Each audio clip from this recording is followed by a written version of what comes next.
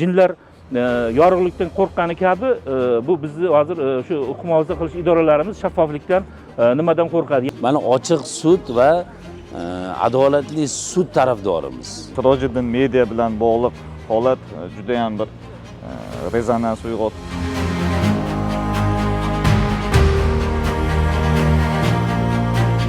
Ya'ni bugun mamlakatimizda o'sha sudlov tizimi menimcha imtihondan o'tish kerak. Bu Abdurahmon akani yutqizishi javobgarlikka tortilishi deb hisoblamaymiz. Bu barchani yutqizishi, qonunni yutqizishi va sudni o'sha mustaqil emasligini ko'rsatishidan xavotirdamiz xolos. Bitta joyda yurgan odamlarni o'zi orqadan pichoq sanchib shu ishlarni amalga oshirayotganini bir maqtashga arzigulik holat emas.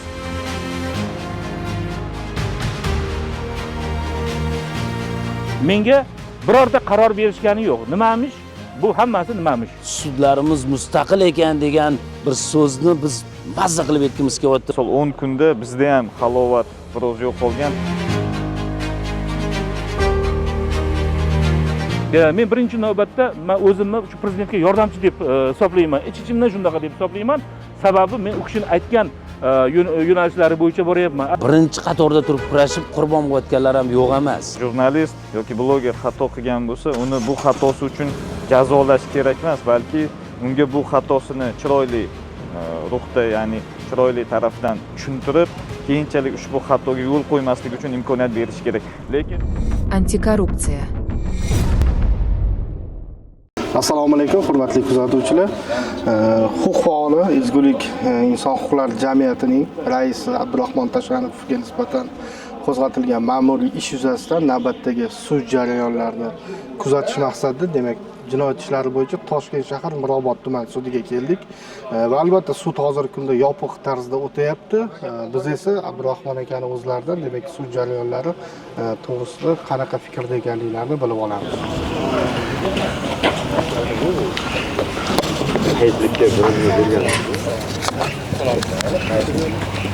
Assalomu alaykum. Nima yangi? Sud 25-ga qoldirildi. Sabablari bor. Avval soxta jabrlanuvchilar paydo bo'ldi, endi soxta qaror ham paydo bo'libdi. 14-dan yana qaytadan harbiy prokuror ish qo'zg'atibdi. Avvalgi qaror bekor bo'lmagan. Ya'ni ishda hozir hamma narsa ikkitadan paydo bo'ldi. Menimcha zapaskasi bilan qilinyapti hammasi. Qanaqa soxta qaror? Soxta qaror, soxta deganim qaysi ma'noda? Chunki avval ham qaror bor-da. Mana masalan 28-fevralda Respublika harbiy prokurori Xolboyev tomonidan menga ma'muriy ish qo'zg'atish to'g'risida qaror qilingan edi. Keyin sud u qaror noto'g'ri ekanligini, sababi jabrlanuvchi yo'qligi tufayli qaytarib yubordi. Keyin bular jabrlanuvchi topib, hozir o'sha endi men majburiyatga ko'ra ular ismini ayta olmayman, lekin ish joyini aytishim mumkin. Davlat xavfsizlik xizmatining ikkita mulozimi jabrlanuvchi sifatida ariza yozgan va arizadan keyin hozir yangidan 14-mart kunidan yana bitta qaror chiqargan. Holbuki o'rtadagi qaror 28-bekor bo'lmagan, chunki harbiy prokurori qarorini faqat bosh prokuror bekor qila oladi va menimcha bu narsa endi o'zi bizning huquq tizimimizga tutilgan oyna. Bu birinchidan, ikkinchidan o'zi umuman shu paytgacha ekspertizalar bo'lgan, ma'muriy ish tergovda haligi nima surishtiruvda ko'rilgan, sudda ham hatto ko'rildi. Keyin masalan o'sha arizachilar keyin paydo bo'lishi ajablanarli emasmi? Ya'ni bugun mamlakatimizda o'sha sudlov tizimi menimcha imtihondan o'tish kerak. Qaysi ma'noda? Sud haqiqatdan mustaqilmi yoki yo'qmi? Sud masalan faqat o'sha haligi kuch ishlatar organlar, harbiy prokuratura, DXX, Ichki ishlar vazirligi singari o'sha davlat organlarini qarorlarini qonunlashtirib beradigan idorami yoki haqiqiy mustaqil organmi? Sizni, bizni ertaga masalan huquqlarimizni sudlar himoya qila oladimi yoki yo'qmi? Mana shu imtihon darajasida turibmiz. Hozir 25-martga sud qoldirildi. Sababi biz tanishmagan juda ko'p nimalar bor edi. Ishda ma'muriy ish materiallari bor edi. Endi bular hozir mutlaqo maxfiylik grifiga yopishib olishgan. Hatto sudyani bugun o'zini tutishidan, nimalardan bizni ogohlantirishdan ko'rinib turibdiki, hatto o'zi ham nima qilib turibdi, cho'chib turibdi. Holbuki ma'muriy javobgarlik to'g'risidagi kodeksda maxfiylik tushunchasi yo'q. maxfiy ish ko'riladi yoki bo'lmasa yopiq ko'riladi degan normativlar mavjud emas. Ya'ni bu ish hozir bizni qonunchiligimizni ham yana bir marta imtihondan o'tkazayapti. Chunki ma'muriy javobgarlik to'g'risidagi qonunchiligimiz ham juda dabdala ekan, juda ko'p nimalar bor ekan. Bundan tashqari kecha jinoyat ishlari bo'yicha Toshkent shahar sudida biz apellyatsiya shikoyatimiz bo'lib o'tdi. U yerdagi narsalar ham juda g'alati bo'ldi. Ya'ni juda tushunarsiz holat bo'ldi. Shu paytgacha menga birorta qaror berishgani yo'q. Nimamish? Bu hammasi nimamish? Sirmish, davlat sirimish. Ya'ni bu maxfiy materiallarmish. Men O'zbekiston Respublikasining fuqarosiman, jamoatchilik vakiliman. Agar menga shunaqangi holat qo'llanayotgan bo'lsa, demak fuqarolar o'zidan o'pkalamasa ham bo'ladi degan narsa. Va ikkinchidan nimaga masalan biz bunaqangi holatga tushdik? Chunki tushishimiz sababi sudlar menimcha o'zini ustida ishlamadi shu paytgacha, mustaqillik uchun kurashmadi. Juda ko'p hollarda masalan ayniqsa o'sha Karimov davrida har qanday qarorni nima qilib beraverdi, haligi shtampovka qilib qonunlashtirib beraverdi va mana hozirgi ahvolga keldi. Biz bir og'iz masalan sudlar mustaqilligi haqida yozib boshqa qiladigan bo'lsak, mana tizim rahbarlariga birdan haligi qitiq-patiga tegib ketadi, go'yoki siz ommani o'rtasida, jurnalistlar o'rtasida ishonchsizlik uyg'otyapsizlar tizimga, go'yoki ishonch boru, biz uni yo'qotayotganday. Mana shu narsa juda ham ayanchli. Mana hozir sizlar mana jamoatchilik vakillari bu yerga kelgansizlar, atrofimizda mana g'amxo'rlar ham ko'p, boshqa biz qanaqa bunaqangi holatda masalan oldinga ketishimiz mumkin? Prezidentimiz masalan ochiqlik, shaffoflik siyosatini masalan olg'a suryapti, ilgari suryapti. Men prezidentni har bitta chiqishidan masalan ilhomlanaman. Har bitta masalan ko'zlaridagi shijoatdan orqaga qaytmaydi bu islohotlar degandan doimiy ravishda masalan o'zimga ilhom olaman. Biz prezident tarafdori bo'lib turib, aytaylik masalan bugun o'sha soxta tergov organlari yoki bo'lmasa soxta sudlar yoki bo'lmasa adolatsiz o'sha davlat hokimiyati idoralarining oldi huquqlarimiz poymol bo'ladigan bo'lsa, buni xalq ko'rib turibdi. Shuning uchun men birinchi navbatda men o'zimni shu prezidentga yordamchi deb hisoblayman. Ich-ichimdan shunaqa deb hisoblayman. Sababi men u kishining aytgan yo'nalishlari bo'yicha boryapman. Albatta huquq ustuvorligi bir kunda ta'minlanadigan ish emas. Huquq ustuvorligi bir yilda ta'minlanadigan ish emas. Bu oldinga qarab endi muammolar hal qilish uchun avval ular tan olish kerak. Ya'ni biz shunday ahvoldamiz, biz tuzalamiz degan. Agar biz o'zimiz masalan bizda sudlar zo'r, adolatli deb yuraveradigan bo'lsak, yo bo'lmasa tergov organlari mustaqil deb yuraveradigan bo'lsak, biz hech qachon tuzalmaymiz. Sababi muammoni tan olmagan bo'lamiz. Shu nuqtai nazardan bugungi meni ishim menga qanaqangi jazo berilishidan qat'iy nazar, menga qanaqangi jarima qo'llanishidan yo boshqadan qat'iy nazar bu sudlarning yuziga tutilayotgan oyna bo'lyapti. Ya'ni sudlar bugun imtihondan o'ta oladimi yoki yo'qmi? Masalan shunaqangi soxta, men soxta deb hisoblayman, sababi hamma bundan xabari bor. O'sha harbiy prokuror darajasini ham bilib oldik. Demak, o'sha oddiy o'sha ma'muriy ishni rasmiylashtira olmaydigan darajadagi mulozim ekan. Men u odamni tanimayman. Ehtimol juda bilimdon, ehtimol yaxshi odamdir, ehtimol uning nomidan kimdir qilayotgandir bu ishlarni. Lekin undan qat'iy nazar aytamanki, agar bizni harbiy prokuraturamizni ahvoli, mavqei, uni huquqiy bilimlari shu darajada bo'ladigan bo'lsa, bizning ahvolimiz juda yomon. Prezidentimiz aytgani kabi 2019-yilda aytgan gaplari men hech esimdan chiqmaydi. O'shanda men endi Ramazon kunlari aytish nimam yo'q. Juda bir yomon tizim, ya'ni kechirasizlar, bir axlat tizimga aylanib qolgan sud degan bir gaplar aytgan edi. Mana shu haligi nimani hidi kelib turibdi hozir bu bo'layotgan ishlardan.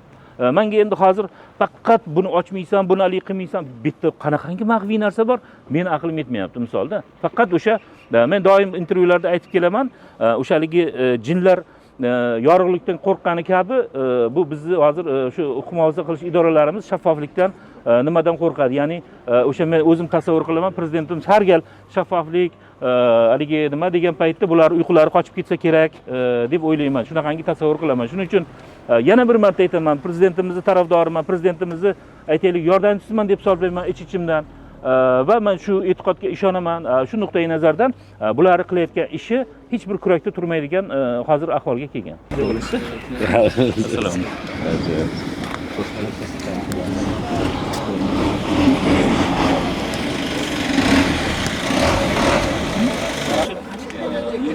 Assalomu e'tiboringlar uchun, nimalar uchun hammaga oilaviy ayyomlar, bayramlar muborak bo'lsin. Bayramlarni yaxshi o'tkazaylik.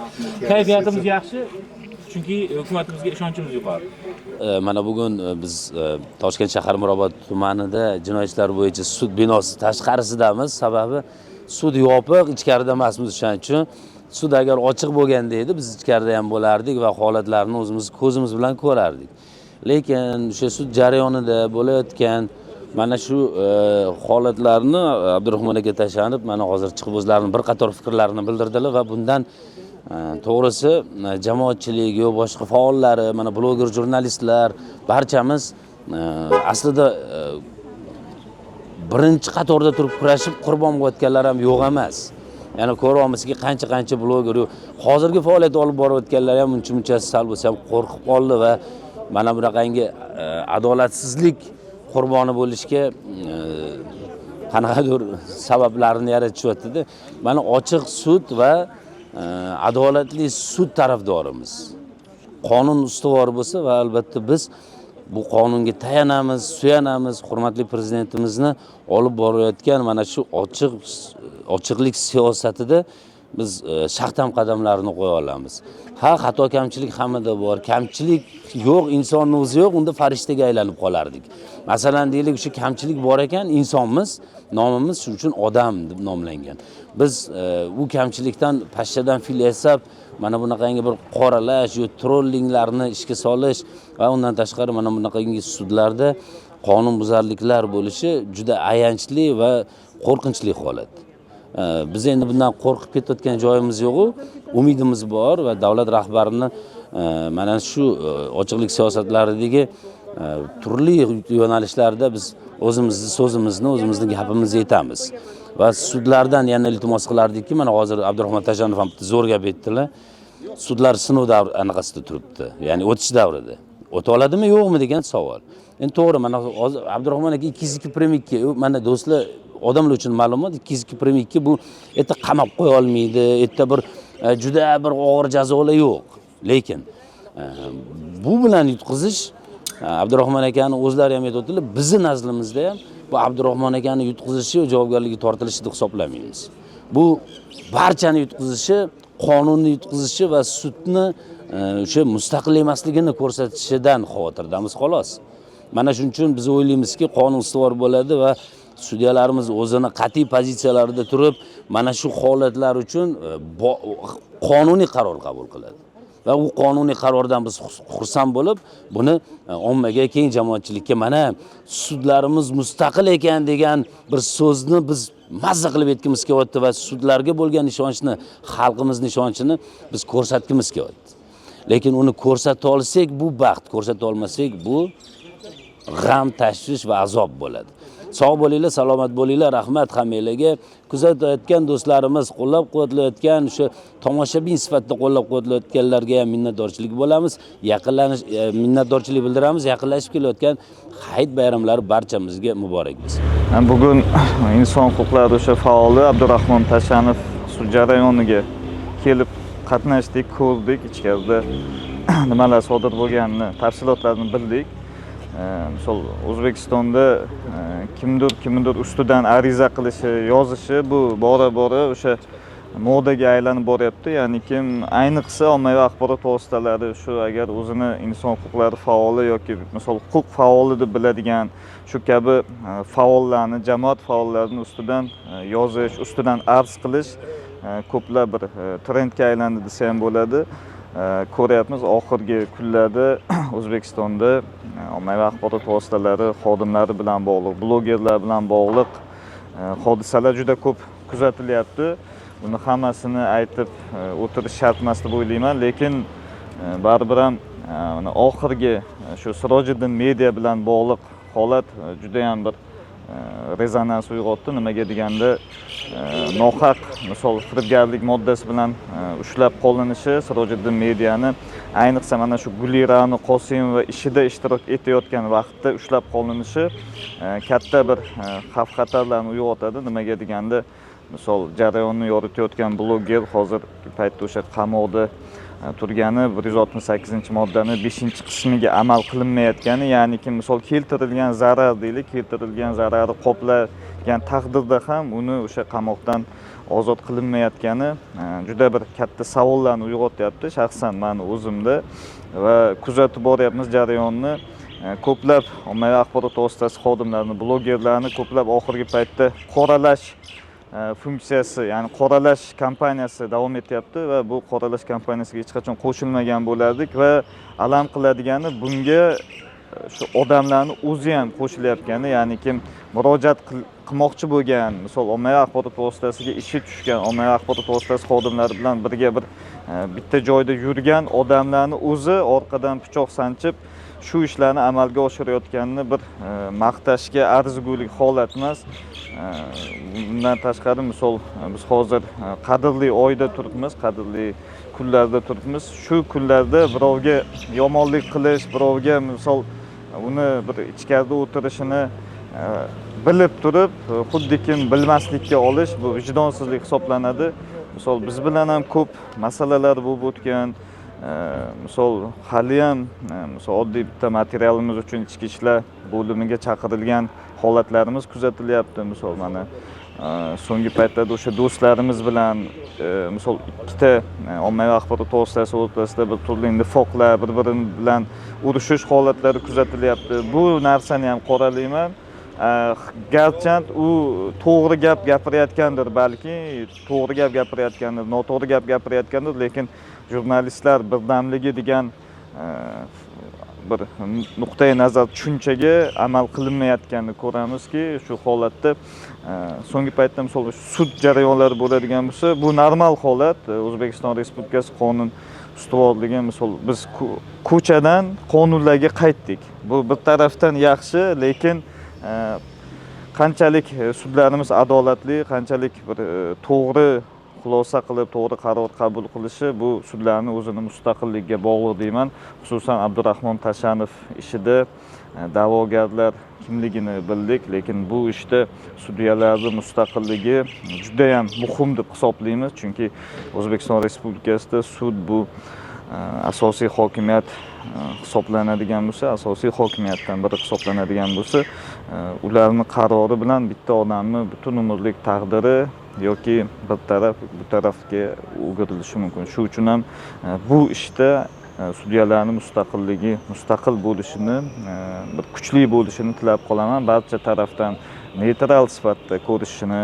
Misol to'g'ri, ularning ham farzandi bor, ularning ham ota-onasi bor. Ular ham sudyalik doim sudya bo'la olmaydi, ko'chaga chiqadi. Lekin bitta narsani bilsinki, sudya har bitta qabul qilgan qarori uchun ham bu dunyoda ham u dunyoda juda qattiq javob berishi mumkin. Shuni o'ylab, qaror qabul qilishdan avval mayli bosimlar biz ko'p eshitganmiz, shunday bosim, shu kabi bir noto'g'ri xatti-harakatlardan keyin ko'plab sudyalar o'zini o'sha mandatini topshirib yuboradi. Ya'niki o'zi xohlab, o'zi ariza yozib ishdan bo'shab ketadi. Lutchi yo bu ishni ko'rmasligim kerak yoki agar bosim bo'ladigan bo'lsa, bu ishdan voz kechaman degan nuqtai nazarda tushunchada bo'ladi. Biz bunaqa sudyalarni ham ko'p eshitganmiz. Ko'rib ham boryapmiz, lekin vijdonini sotib, to'g'risi gap tepadan kelgan buyrug'i bajarib, o'zicha bir turli mana shunaqa bitta odamlarni, bitta insonni, ya'ni ayniqsa misol u huquq faoli bo'ladigan bo'lsa, uni taqdiri bilan o'ynashga haqqi yo'q deb hisoblayman. Shu uchun ham ayni bu ishda ko'p gapirishim lozim deb bilmayman, lekin bu ishda o'sha sudyalarning mustaqilligi asosiy rol o'ynaydi. Jarayonni kuzatib boramiz, mana ko'ryapmiz. To'g'risi gap, so'nggi misol 10 kunda bizda ham halovat biroz yo'qolgan. Nimaga deganda, e'lon qilgan materialimiz uchun misol Uchtepadagi bitta holat bo'yicha biz ichki ishlar, Toshkent shahar ichki ishlar bosh boshqarmasi tergovchilar tomonidan chaqirtirildik, lekin mana bir necha kundan beri chaqirtirilgan bo'lsak ham o'zimiz boryapmiz, lekin tergovchi bilan uchrashish imkoni bo'lmayapti. Belgilagan vaqtga biz yetib bora olmayapmiz misol, yoki u bizga rasmiy chaqiruv jo'natmagan. Xullas, bu sudyalarga aytgan gapimni hozirgi paytda tergovchilarga ham aytishim mumkin. Nimaga deganda, o'sha sudyaning qo'liga kelgungacha ishni tergov ko'rib chiqqan bo'ladi va tergov xulosasi, tergov materiallariga asosan sudya qanaqadir ma'noda tergovchini qilgan ish hujjatlariga ishonib qolishi mumkin. Shu uchun ham bu gapimni tergovchi ham sudyalarga ko'p takrorlayman va o'rtada buni ko'ruvchi qonun ustuvorligini ta'minlovchi prokurorlarga ham murojaatimiz borki, baribir hammamiz odammiz, bu mansabda doimiy qolmaymiz. Shu uchun ham qilayotgan ishlarimizni birinchi navbatda o'zimizni isloh qilgan holda qilayotgan ishlarimizni o'ylab, qonundan chetga chiqmasdan, vijdonimizni sotmasdan, misol u xoh pulga bo'lsin, xoh pulga bo'lmasin, lekin biz O'zbekistonda yashayapmiz, demokratik davlatda yashayapmiz. Korrupsiyani misol yo'qotmoqchi deymiz. Men qo'lga olingan barcha hamkasblarimni oqlamayman. Nimaga deganda ko'plab misol ommaviy axborot vositasi xodimlar bizni hamkasb ham deb bo'lmaydi ularni, o'sha ham ko'pligini eshitdik, qilayotgan ishlarini, hatto dalil, faktlar bilanda, misol 300 ga yaqin ariza bu kichkina son emas. Shu uchun ham hammasini oqlamayman, lekin nohaq hech kim qamoqda bir kun ham, bir soniya ham o'tirishi mumkin emas. Shu uchun ham fikrimizni shu joyda yakuniga yetkazamiz. Biz Abdurahmon Tashanov ishi bo'yicha jarayonlarni kuzatamiz va sud masalasini yoritamiz va O'zbekistonda agar ommaviy axborot vositalari, bloger, jurnalistlar o'zi O'zbekistonga ochiqlik kerak bo'lsa, hamma ham xato qiladi, jurnalist ham, bloger ham shu jumladan xato qiladi. Prezident ta'kidlaganidek, agar jurnalist yoki bloger xato qilgan bo'lsa, uni bu xatosi uchun jazolash kerak emas, balki unga bu xatosini chiroyli ruhda, ya'ni chiroyli tarafdan tushuntirib, keyinchalik ushbu xatoga yo'l qo'ymaslik uchun imkoniyat berish kerak. Lekin o'ylaymizki, jaholatga ma'rifat bilan yondashib, to'g'ri tushuncha berish kerak demoqchi. Endi professional o'zini kasbini biluvchi jurnalist yoki bloger hech qachon bu masalada xato qilmaydi, yoritishda xato qilmaydi. Shu uchun ham hamkasblarimizga ham tavsiya berib qolardimki, nimadir material e'lon qilishda ularga ham vijdonli bo'lishi, misol jurnalist yoki bloger ikkita tomonning o'rtasida turuvchi bu ko'prik hisoblanadi. Agar qaysidir o'sha tarozini qaysidir tomoniga ko'proq jurnalist yoki bloger o'zini o'sha vesini, ya'ni yukini qo'yadigan bo'lsa, bir taraf cho'kib ketishi mumkin. Shu uchun ham bu narsada ham aytib qolamizki, hamkasblarimizga xolis bo'lishimiz kerak, neytral bo'lishimiz kerak. Ishonamizki, O'zbekistonda hech kim hech qachon nohaq, adolatsiz qamalganini eshitmaganmiz. Balki bo'ldir bu holatlar, istisno qilmayman, juda bir hozir katta gapirayotgan bo'lishim mumkin, lekin hozirgi yashayotgan O'zbekistonda biz hech kimni nohaq, adolatsiz qamoqda o'tirganini eshitmadik, ko'rmadik va agar nohaq, adolatsiz qamoqda o'tirganlar bo'lsa, ular albatta darhol ozod etilishi kerak va mana Ramazon hayit arafasida 400 ga yaqin odam prezident tomonidan afv etildi. Buni ham bir e'tirofga sazovor holat deb aytamiz. 400 ga yaqin odam afv etilib, xullas qamoqdan ozod qilindi va buni biz yanada kelayotgan ishlarda yanada bir yaxshilikka yo'yishimiz kerak deb hisoblayman. E'tiboringlar uchun rahmat. Антикоррупция.